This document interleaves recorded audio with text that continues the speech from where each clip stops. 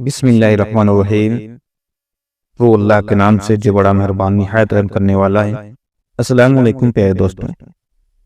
انسان کا اصلی مقصد دین کی حقیقت کیا ہے، اس کو سمجھنے کے لیے اس ویڈیو کو میں بنا رہا ہوں۔ محترم بزرگوں، دوستوں، آج کا مسلمان زندگی کی دوڑ میں اتنا مشغول ہو چکا ہے کہ اسے یہ بھی یاد نہیں کہ اس کا اصلی مقصد کیا ہے۔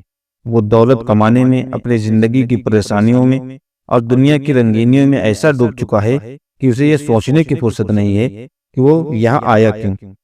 کیا ہم نے کبھی سوچا کہ ہماری زندگی کا اصلی مقصد کیا ہے؟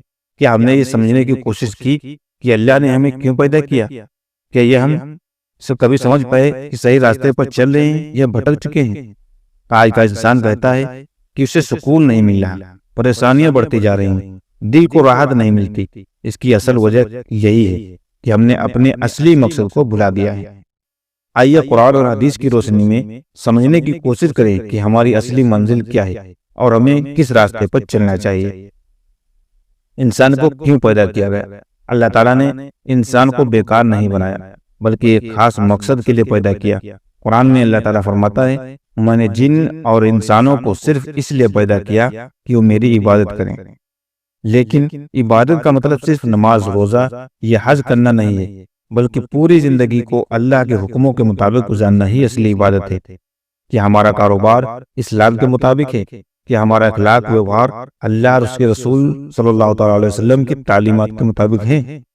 کیا ہم اپنے ماں باپ کے ساتھ وہی سلوک کر رہے ہیں جو اسلام نے سکھایا ہے؟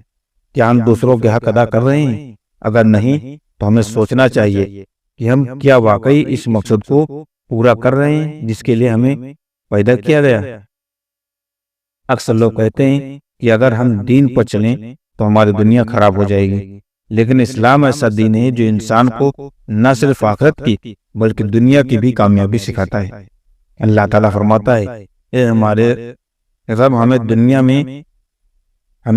دنیا میں بھی بھلائی دے اور آخرت میں بھی بھلائی دے، اور ہمیں جہنم کے عذاب سے بچا۔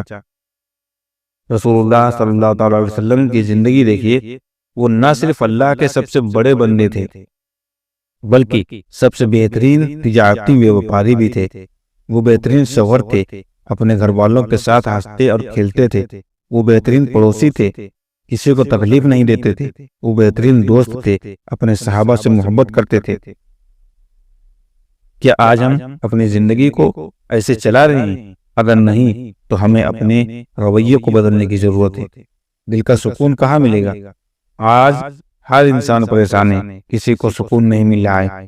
دولت ہے مگر چین نہیں، شہرت ہے مگر دل کو راحت نہیں۔ قرآن ہمیں اس کا مطلب بتاتا ہے، خبردار، دلوں کا سکون صرف اللہ کی یاد میں ہے۔ جب ہم قرآن پڑھیں گے تو ہمیں سکون ملے گا۔ جب ہم اللہ سے دعا کریں گے تو ہمارے دل کو اطمینان ملے گا۔ جب ہم اپنی غلطیوں کی معافی مانگیں گے تو اللہ ہمیں ہلکی زندگی دے گا۔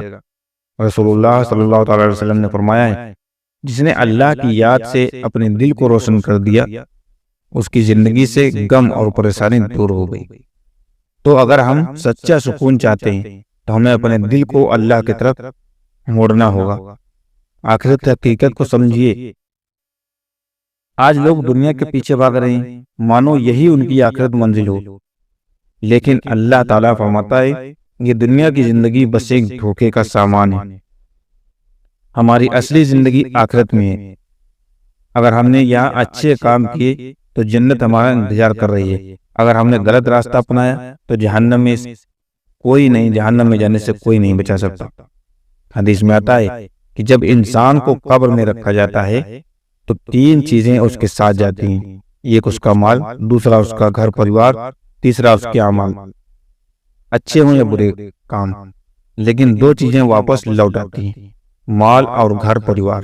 صرف اعمال، اچھے برے کام ہی ساتھ جاتے ہیں۔ جو آپ نے کیے ہیں وہ اعمال اچھے ہوں یا برے، وہی ساتھ میں آپ کے جاتے ہیں۔ باقی آپ کا جو مال ہے اور آپ کے جو گھر پریوار والے ہیں وہ واپس آ جاتے ہیں۔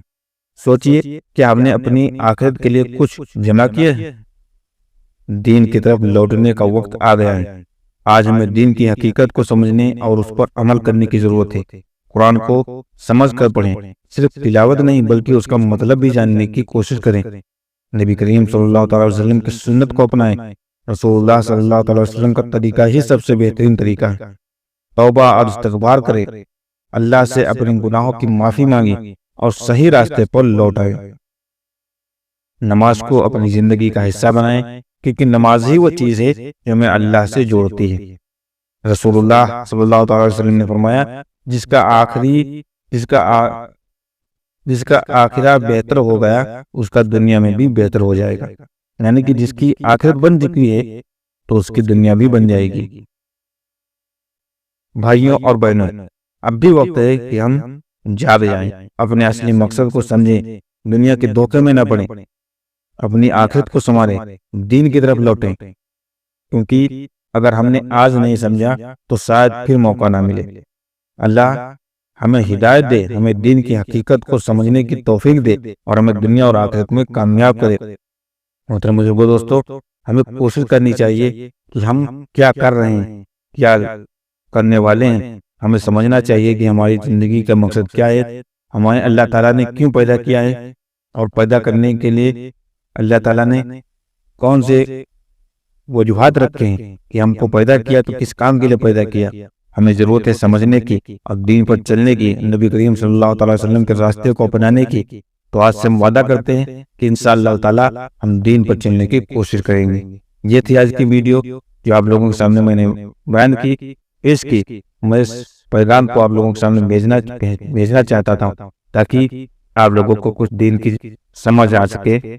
تو ویڈیو کیسے لگی کمنٹ کرتا ہوں کہ آپ لوگوں کو یہ بیان پسند آیا ہوگا، اور اگر ابھی تک ہمارے چینل پر تم نئے ہیں تو پلیز چینل کو سبسکرائب کر لیجئے، تاکہ ہماری ہر دین کی جانکاری آپ لوگوں تک پہنچتی رہے اور آپ لوگ دین سے فیضیاب ہوتے رہیں۔